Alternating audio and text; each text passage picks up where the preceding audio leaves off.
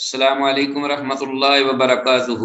قبل اللہ منا ومنکم صالح الاعمال ایھا الطلاب الکرام، مرحبا بعودتکم الى درس الحدیث من جدید، وحیاکم اللہ واکرمکم اللہ وزادکم اللہ شرفا وعزا۔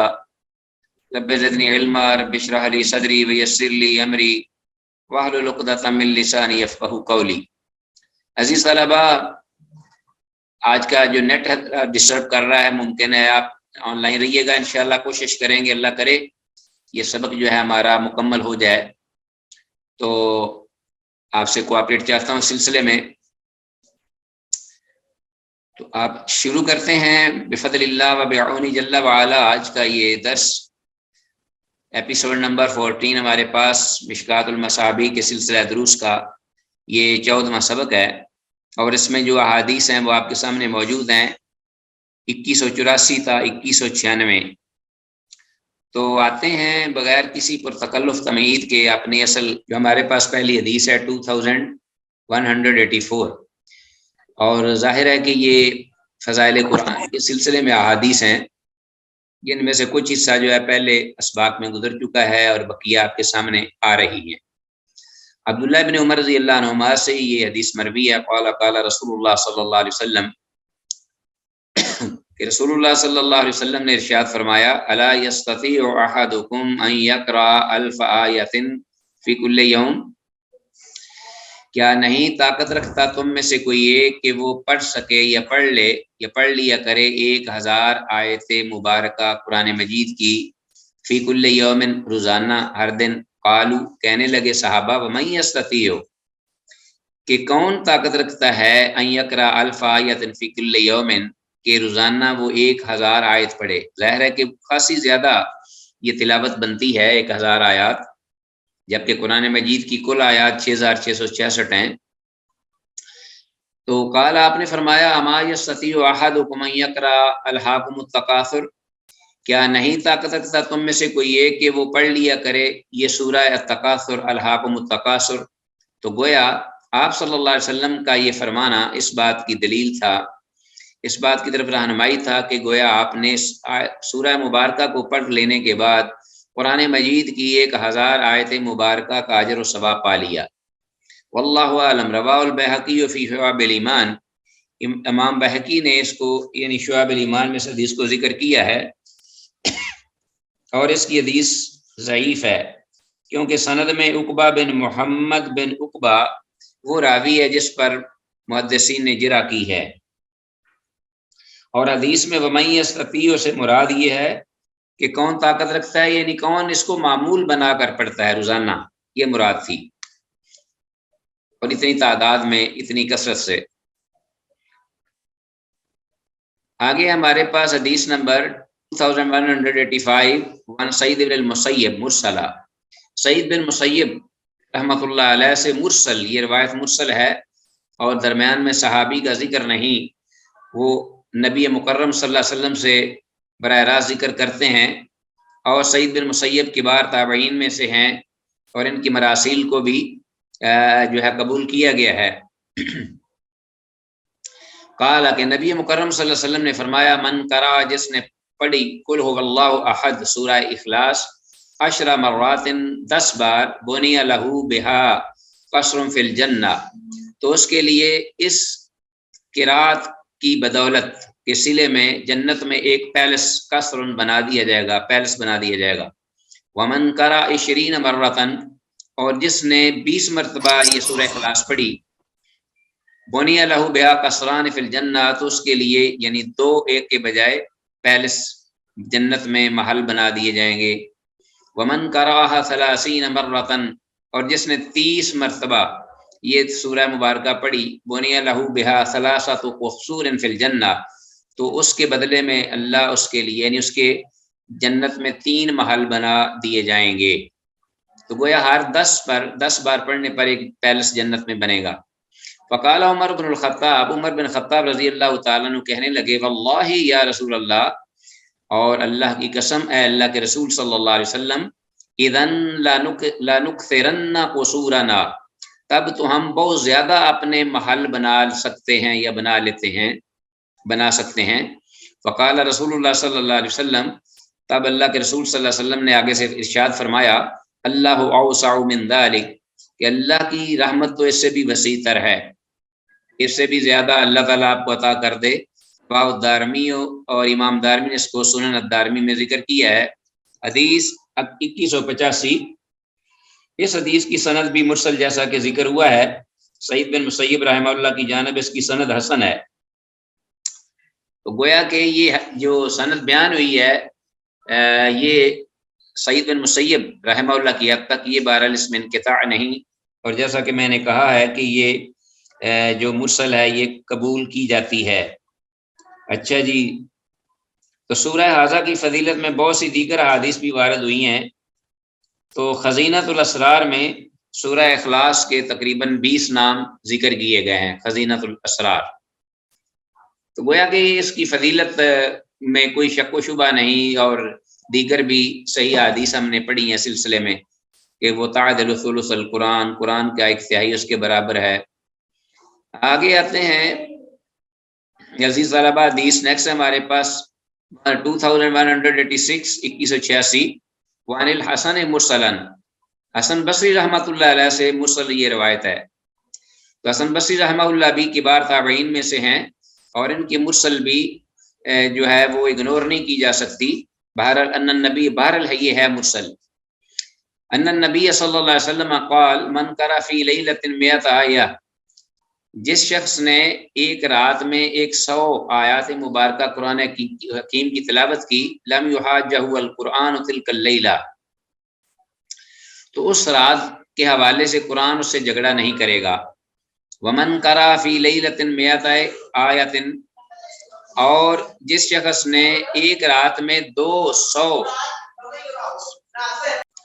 جی، ومن قرأ فی لیلۃ 100 آیہ، اور جس شخص نے پڑھی ایک ہی رات میں 200 آیات قرآن حکیم سے، کتب لہ قنوت لیلہ، تو اس کے لیے پوری رات کا جو قنوت یعنی قیام کا اجر و ثواب لکھ دیا جاتا ہے، کتب لہ قنوت لیلہ۔ ومن قرأ فی لیلۃ 500 الی الالف، اور جس شخص نے ایک ہی رات میں 500 سے 1000 تک آیات قرآن حکیم کی پڑھی، اصبح، تو اس نے وہ ہو جائے گا، وَلَهُ قِنطَارٌ، کہ اس کے لیے ایک خزانے بھر اجر و ثواب ہوگا، وَلَهُ قِنطَارٌ، یعنی اس کے لیے قنطار ہے، من الاجر، اجر سے، ثواب سے۔ قالوا، صحابہ نے پوچھا وَمَا الْقِنطَارُ، کہ قنطار کیا ہے، کیا مراد ہے اس سے؟ قال، آپ نے فرمایا 12,000 12,000 درہم یا دینار، رواہ دارمی، امام دارمی نے اس کو روایت کیا ہے سنن الدارمی میں۔ تو 2186 یہ حدیث ہے، اس حدیث کی سند بھی ضعیف ہے، مرسل تو ہے ہی، لیکن اس کی اندر ویسے بھی انقطاع ہے، ضعیف ہے۔ یونس بن عبید بن دینار عبدی البصری، سند میں یونس بن عبید بن دینار العبدی البصری مدلس اور عنعن ہے۔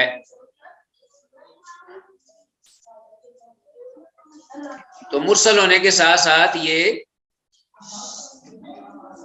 ضعیف بھی ہے، واللہ عالم۔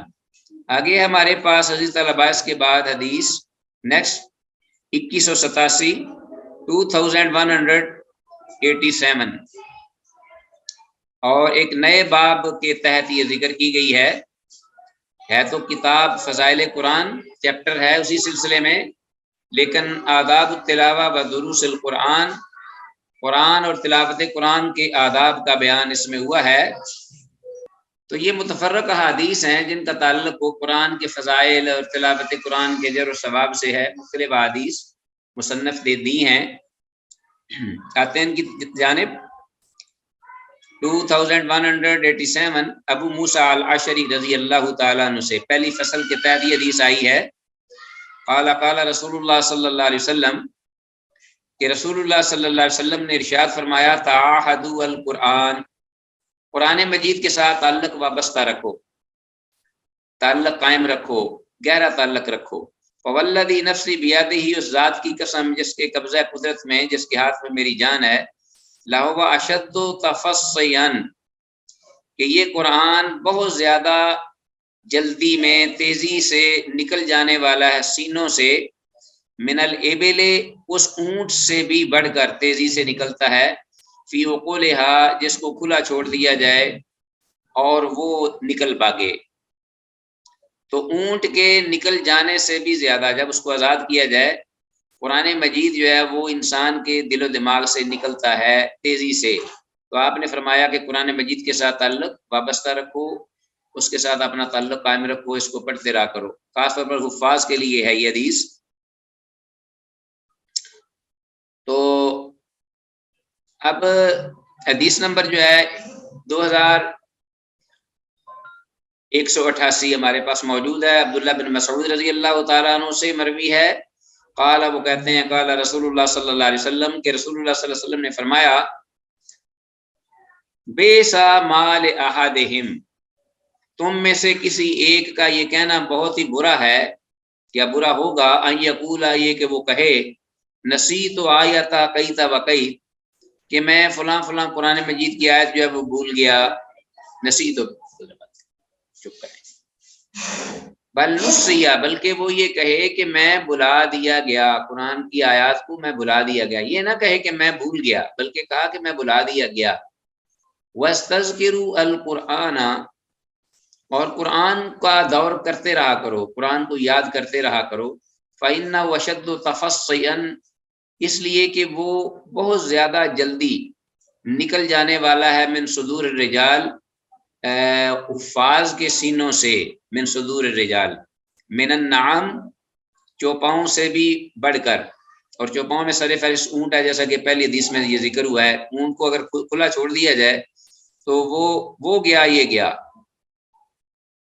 تو صدور الرجال یہاں مراد حفاظ ہیں، سر فہرست، یا وہ جن کے سینوں میں قرآن کا کچھ حصہ ہے کہ وہ اس کو جتنا حفظ کیا ہے وہ اس حساب سے حافظ ہوگا، اور اس کی وہ ریویژن کرتا رہے، اس کو ریوائز کرتا رہے، کیونکہ قرآن مجید میں اللہ تعالیٰ نے فرمایا ہے کہ بل هو آیات بینات فی صدور الذین اوتوا العلم، بلکہ یہ تو آیات بینات ہیں جو کہ ان لوگوں کے سینوں میں محفوظ کی گئی ہیں، یہ ہیں جنہیں علم دیا گیا ہے قرآن حکیم کا۔ وزاد مسلم، اور امام مسلم نے زیادہ کیا ہے یہ اس حدیث پر، بِعُقُلِہَا، یعنی من صدور الرجال من النعام بِعُقُلِہَا کے الفاظ صحیح مسلم میں ذکر ہوئے ہیں۔ یہ حدیث 2188 ہمارے پاس۔ قرآن حکیم کے بارے میں نصیحت تو کہنا، یہ کیوں بے ادبی؟ بھی اس لیے کہ یہ کہنا میں اسے بھول گیا، کیونکہ قرآن مجید کا بھولنا گناہ ہے، تو ایسا کہنے سے اس سے کہ بے پرواہی کا ثبوت ملتا ہے، کہ جو کہنے والا کہ میں قرآن مجید سے یہ آیت بھول گیا، گویا کہ وہ خود بھولا ہے، اس نے کوتاہی کی ہے، غفلت کی ہے، تو ایسے نہ کہے، ایسی بات کہنا ہی بے ادبی ہے۔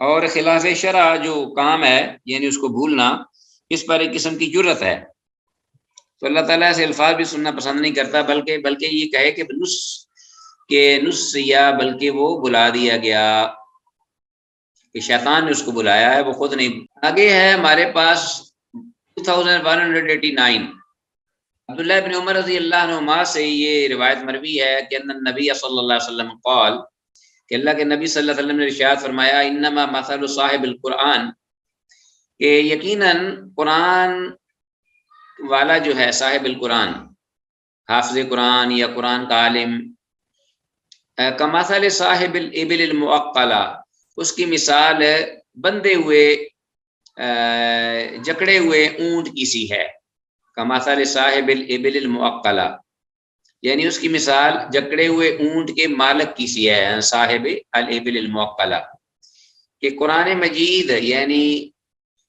کا عالم یا حافظ، اس کی مثال جکڑے ہوئے اونٹ کے مالک کی سی ہے، ان عاہد علیہ امسکہا، اگر تو اس پر نگرانی رکھے گا اور اس کو پکڑے رکھے گا تو وہ اس کے ساتھ رہے گا، اس کا خیال رکھے گا، ان عاہد علیہ امسکہا، تو اس کو روکے رکھے گا، اپنے ہاتھوں میں رکھے گا، مضبوط رکھے گا، وَإِنْ أَطْلَقَهَا ذَهَبَتْ، اور اگر اس کو آزاد کر دے گا تو وہ فوراً چلا جائے گا۔ ٹھیک ہے جی۔ تو اس طرح کہ جکڑا ہوا اونٹ ہے اس کی مثال جکڑے ہوئے اونٹ کے مالک کی سی حافظ قرآن کی. تو اس میں یہ رہنمائی ہے عزیز طلباء کہ قرآن مجید اگر پورا حافظ ہو تو اس کو بہت زیادہ اہتمام کرنا چاہیے. ہر روز ایک پارا یا آدھا پارا یا کچھ اتنے کے قریب منزل کرے وہ تاکہ بھول نہ سکے. اور اگر قرآن مجید کا کچھ حصہ بھی اس نے یاد کیا تو اسی حساب سے اس کا دور کرتا رہے تو اس کو انشاءاللہ مستحضر رہے گا، وگرنہ وہ فوراً بھول جائے گا، جیسا کہ رسول اللہ صلی اللہ علیہ وسلم نے اس بارے میں مثال دے کر وضاحت فرمائی. آگے ہمارے پاس حدیث تو 2199 حدیث جو ہے یعنی 2189 اس میں الابل الموکلہ اس کو انڈر لائن کیجئے. حدیث میں الفاظ آگے آ رہے ہیں. اگلی حدیث میں وان جندب بن عبداللہ، جندب بن عبداللہ رضی اللہ تعالیٰ عنہ سے یہ روایت ہے. قال، وہ کہتے ہیں قال رسول اللہ صلی اللہ علیہ وسلم کہ اللہ کے رسول صلی اللہ علیہ وسلم نے ارشاد فرمایا اقرأوا القرآن کہ قرآن مجید کو پڑھتے رہا کرو. ما تلفت علیہ قلوبکم جب تک تمہارے دل کیا ہے اس سے محبت رکھیں یا متوجہ ہوں. ٹھیک ہے جی. اقرأوا القرآن قرآن کو پڑھتے رہو مسلسل. ما تلفت علیہ قلوبکم جب تک تمہارے دل اس پر متوجہ ہوں یا اس کے ساتھ محبت یا چاہت رکھتے ہوں. فَإِذَا اخْتَلَفْتُمْ فَقُومُوا تو پھر قرآن مجید پڑھتے ہوئے جب تمہارے خیالات مختلف ہو جائیں، فَإِذَا اخْتَلَفْتُمْ ذہن جو ہے وہ منتشر ہو جائے، فَقُومُوا ہو تو پھر رک جاؤ قرآن پڑھنے سے اور پھر اس کو پڑھنا چھوڑ دو. تو قرآن مجید کا تقدس ہے، اللہ کا کلام ہے کہ جب تک جی چاہ رہا ہو بے طیب نفس اس کو پڑھا جائے، نہ چاہتے ہوئے اس کو تلاوت نہیں کرنی چاہیے. ٹھیک ہے جی. اللہ کا کلام ہے تو یہ اس کا تقدس ہے، تقدس پامال نہ ہو پڑھتے ہوئے. تو ما تلفت علیہ قلوبکم کا مطلب ہے جب تک تمہارے دل اس کے ساتھ الفت رکھیں، متوجہ ہوں. اس کو انڈر لائن کر لیجیے. آگے عزیز طلباء اس کے بعد ہمارے پاس حدیث 2191 وان قتادہ بیان کرتے ہیں، کہتے ہیں کہ سئل انس کے انس بن مالک رضی اللہ تعالیٰ عنہ سے پوچھا گیا کیف کانت قراءۃ النبی صلی اللہ علیہ وسلم کہ اللہ کے نبی صلی اللہ علیہ وسلم کی قراءت کیسی تھی یا کیسی ہوتی تھی، کیسی ہوا کرتی تھی. فقالت انہوں نے فرمایا کانت مدن کہ آپ جب قراءت فرماتے تو آپ جو حروف تجوید کے مطابق قواعد کے مطابق جن کو کھینچا جانا چاہیے یا جن پر مد ہوتی تو آپ صلی اللہ علیہ وسلم تلاوت کرتے وقت ان حروف کو کھینچتے، لمبا کرتے. ثم قرأ پھر انہوں نے بطور مثال کے انس بن مالک رضی اللہ عنہ نے پڑھا بسم اللہ الرحمن الرحیم. تو آپ صلی اللہ علیہ وسلم یمدو بسم اللہ اس کو کھینچتے ذرا بسم اللہ ویمد بالرحمن ویمد بالرحیم اور پھر بالرحیم. تو اللہ اس کے اوپر کھڑی زبر ہے، میم کے اوپر کھڑی زبر ہے اور اسی طرح یا کے ساتھ یعنی مد کے ساتھ پڑھا یعنی بسم اللہ الرحمن الرحیم آپ کھینچ کے پڑھتے. یہ آپ کا طریقہ کار تھا اور یہ ترتیل کے مطابق ہے جو کہ اللہ نے فرمایا ورتل القرآن ترتیلا، ورتل القرآن ترتیلا کہ پیغمبر صلی اللہ علیہ وسلم قرآن کو ٹھہر ٹھہر کر کلمہ کلمہ لفظ لفظ کر کے پڑھیے. تو یہ طریقہ کار تھا آپ صلی اللہ علیہ وسلم کا قرآن پڑھنے کا. آگے ہے حدیث نیکسٹ ہمارے پاس 2192 عن ابی ہریرہ رضی اللہ تعالی عنہ قال قال رسول اللہ صلی اللہ علیہ وسلم کہ رسول اللہ صلی اللہ علیہ وسلم نے ارشاد فرمایا ما آذن اللہ لشیء اللہ اکبر ما آذن اللہ اللہ نے نہیں توجہ کی لشیء کسی بھی چیز کے لیے اس حد تک ما آذن جو توجہ فرمائی اللہ نے لنبی اپنے نبی کی طرف یتغنى بالقرآن جب نبی جو ہے وہ قرآن کو ترنم کے ساتھ خوش الحانی کے ساتھ پڑھتے. سبحان اللہ. تو اللہ جل شانہ اپنے پیغمبر کی جو تلاوت ہے اس کو سنتے آپ، اللہ جل شانہ اپنا کلام خود سنتے اپنے پیغمبر سے اور پوری توجہ سے کو معلوم ہوا کہ اس حدیث سے جو کہ 2192 ہے کہ اللہ جل شانہ اپنا کلام خود سنتا ہے، اللہ جل شانہ اپنے پیغمبر سے سنتا ہے، اور اپنی مخلوق میں سے جس سے چاہے وہ اللہ سننا چاہے تو وہ سن سکتا ہے، سنتا ہے اپنا کلام۔ یتغنی بالقرآن سے مراد یہ ہے کہ قرآن خوش آواز سے پڑھنا مستحب ہے، بشرطے کہ حروف میں کمی بیشی نہ ہو اور قرآن کے معانی و مطالب میں خلل نہ پڑے۔ تو جتنا قرآن خوبصورت پڑھا جا سکتا ہو پڑھنا چاہیے، اللہ کا کلام اس کا تقاضا کرتا ہے۔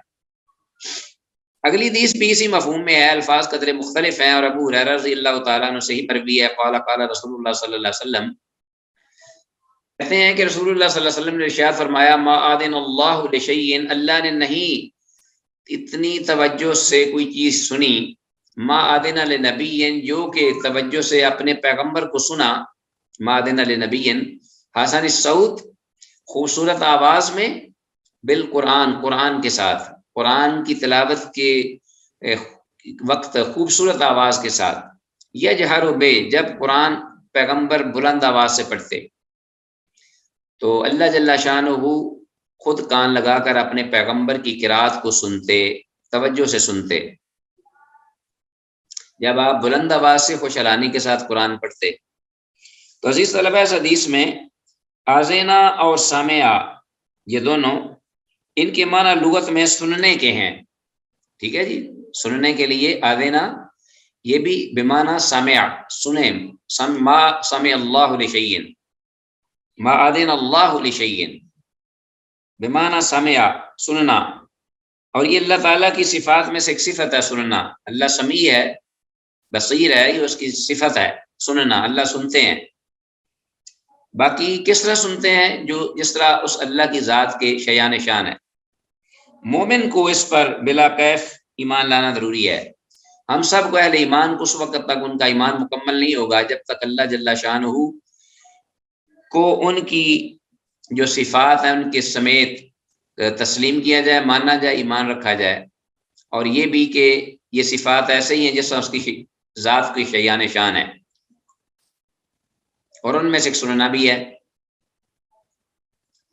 آگے حدیث عزیز طلبہ ہمارے پاس 2194 2194 وعنہ ابو ہریرہ رضی اللہ تعالیٰ عنہ سے مروی ہے، قال قال رسول اللہ صلی اللہ علیہ وسلم، کہ اللہ کے رسول صلی اللہ علیہ وسلم نے ارشاد فرمایا، لیس منا من لم یتغنی بالقرآن، وہ لیس منا، وہ ہم میں سے نہیں، میری امت میں سے نہیں، ظاہری الفاظ تو یہ ہیں، لیکن حقیقی معنی یہ ہے، اس کا مطلب یہ ہے کہ وہ ہمارے طریقے پر نہیں، یعنی ہماری سنت کے خلاف ہے وہ، اس کا عمل ہماری سنت کے مطابق نہیں۔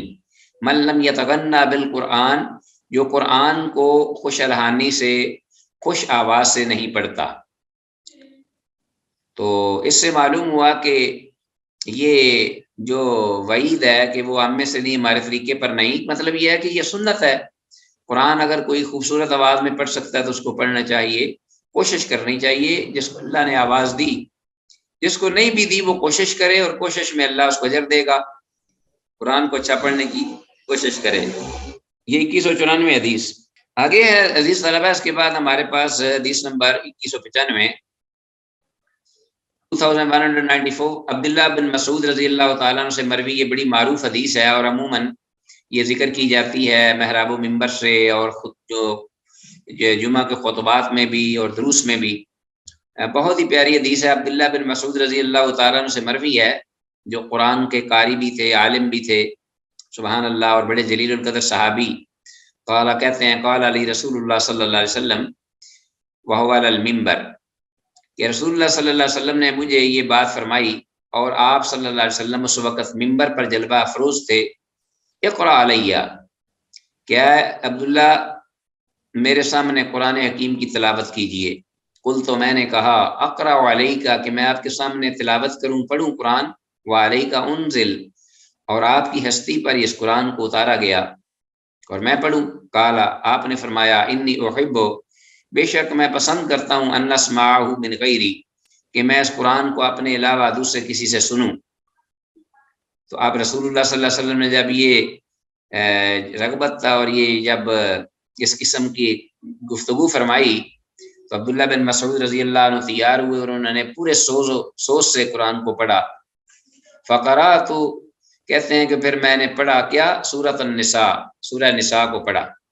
کہتے ہیں کہ پھر میں نے سورۃ النساء کو پڑھا حتی آتی، تو یہاں تک کہ میں پہنچا پڑھتے پڑھتے تلاوت کرتے الی ہذه الآیہ، اس آیت پر. فکیف اذا جئنا من کل امۃ بشہید وجئنا بک علی ہؤلاء شہیدا، کیا حال ہوگا اس وقت جس وقت کہ ہم لائیں گے ہر امت میں سے گواہ، اور آپ پیغمبر پر جو ہے ان لوگوں کو ہم گواہ بنا کر لائیں گے. اللہ اکبر. قال، تو آپ صلی اللہ علیہ وسلم نے فرمایا، حسبک الان، اے عبداللہ کافی ہے آپ کے لیے، بس کیجئے، ٹھہر جائیے. فالتفت الیہ، تو عبداللہ بن مسعود رضی اللہ عنہ فرماتے ہیں تو آپ کے یہ الفاظ کہنے پر میں رک گیا قرات سے، تو میں نے آپ کی جانب جو نظر اٹھا کر دیکھا، فاذا عیناہ تذرفان، کہ آپ صلی اللہ علیہ وسلم کی جو آنکھیں مبارک تھیں وہ اشکبار، یعنی آپ اشکبار تھے، یعنی آنکھیں بہ رہی تھیں، آنکھوں سے آنسو بہ رہے تھے. متفق علیہ، یہ متفق علیہ حدیث ہے. تو عزیز طلبہ، حدیث کے الفاظ فَإِذَا عَيْنَاهُ تَذْرِفَانِ ہیں کیا؟ تو آپ صلی اللہ علیہ وسلم کی آنکھیں اشکبار تھیں، ان کو انڈر لائن کیجیے ان الفاظ کو. تو معلوم ہوا اس حدیث سے یہ بھی کہ کسی اور سے قرآن سننا اور مطلب کو سمجھ کر رونا یہ مستحب ہے. اور یہ بھی کہ بسا اوقات اپنے پڑھنے کی نسبت کسی دوسرے کے سننے میں زیادہ تاثیر ہوتی ہے. بعض اوقات آدمی خود پڑھتا ہے جتنا بھی اچھا قاری ہو، لیکن جب وہ قرآن وہی یا وہی آیات کسی دوسرے سے سنے تو اس کو زیادہ لذت محسوس ہوتی ہے. تو اسی طرح یہ رسول اللہ صلی اللہ علیہ وسلم کا آنکھوں کا بہ پڑھنا، اس بارے میں غالباً آپ صلی اللہ علیہ وسلم، اذان ہونے لگی ہے عزیز طلبہ، پہلے اذان. عزیز طلبہ، ہم یہ اس حدیث کے ضمن میں ذکر کر رہے تھے کہ رسول اللہ صلی اللہ علیہ وسلم کی آنکھوں کا بہ پڑھنا اس قرآن حکیم کی آیات کو سن کر، حیات آفرین آیات، انہوں نے آپ پر اتنا اثر کیا کہ آپ صلی اللہ علیہ وسلم کے آنسو بہ نکلے. تو اس سے یہ معلوم ہوا کہ کسی سے اگر قرآن مجید آدمی سنے اور اس کے مطالب اور معانی وہ سمجھ لے، اور سمجھنے پر اس کو آیات کی تاثیر کی وجہ سے اس کا رونا آ جائے، تو یہ بالکل ٹھیک اور درست ہے، اس میں کوئی حرج نہیں. یہ اس کی بس کی بات نہیں ہے، اہل ایمان کا تقاضا ہے. اور یہ رسول اللہ صلی اللہ علیہ وسلم کا جو رونا ہے یا آپ کا آنسو بہنا، یہ اس بنا پر بھی تھا کہ آپ صلی اللہ علیہ وسلم کی اللہ کے سامنے جو پیشی ہے امت اور پھر ان گواہوں سمیت، وہ آپ کو یاد آئی اور آپ صلی اللہ علیہ وسلم اس پر جو ہے وہ آبدیدہ ہو گئے. ہر آدمی کو دیکھنا چاہیے کہ ہم سب نے اللہ کی بارگاہ میں حاضر ہونا ہے اور اپنے اعمال کا جواب دینا ہے. یہ ہے نیکسٹ حدیث ہمارے پاس.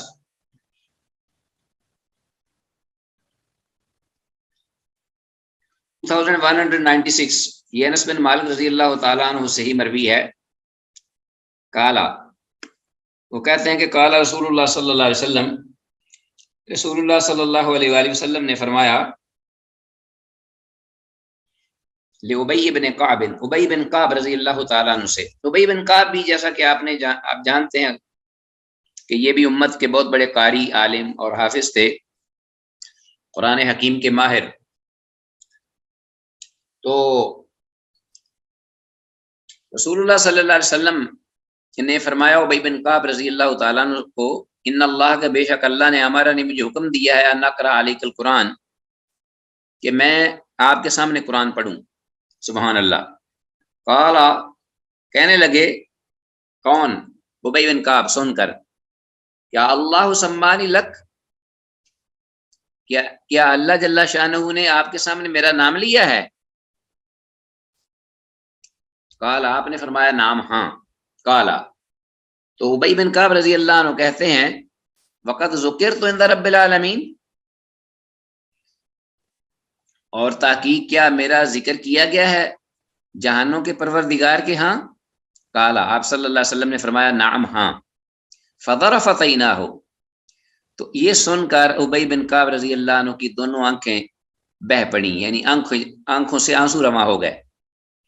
وفی روایت، اور ایک روایت میں یہ الفاظ ہیں کہ رسول اللہ صلی اللہ علیہ وسلم نے فرمایا ان اللہ امرنی، کہ بے شک اللہ نے مجھے حکم دیا ہے، ان اقرا علیکا، کہ میں آپ پر قرآن پڑھوں، یعنی میں آپ کے سامنے قرآن پڑھوں۔ ٹھیک ہے جی۔ تو لم یکن الذین کفروا، کون سا قرآن کا حصہ؟ یہ سورہ جو ہے لم یکن الذین کفروا من اہل الکتاب والمشرکین منفکین حتی تأتیہم البینہ، سورہ البینہ جو ہے قرآن مجید کے 31ویں پارے میں موجود ہے۔ تو ایک روایت کے مطابق یہ الفاظ ہیں کہ اللہ نے مجھے حکم دیا کہ میں آپ کے سامنے یہ جو ہے اپنا قرآن کی یہ سورہ جو ہے سورہ البینہ پڑھوں۔ قالا، تو اس پر ابی بن کعب رضی اللہ عنہ کہتے ہیں وسمانی، اور کیا اللہ نے میرا نام لیا ہے؟ قال، آپ نے فرمایا نام ہاں۔ فبکا، تو وہ یہ سن کر رونے لگے۔ متفق علیہ، تو یہ حدیث بھی متفق علیہ ہے۔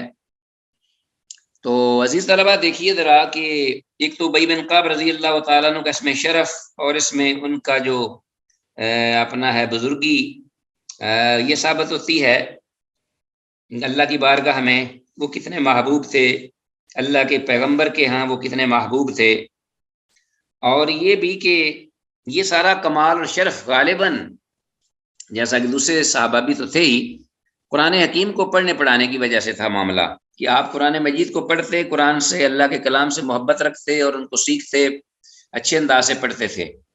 تو اس اعتبار سے معلوم ہوا کہ عزیز طلبہ یہ حدیث ہمارے اپنا آج کے سبق کی آخری حدیث ہے، تو میں چاہ رہا تھا کہ دعا کے ساتھ اختتام کیا جائے، اس لیے میں نے دوبارہ اس کو کنیکٹ کیا ہے۔ بارک اللہ فیکم۔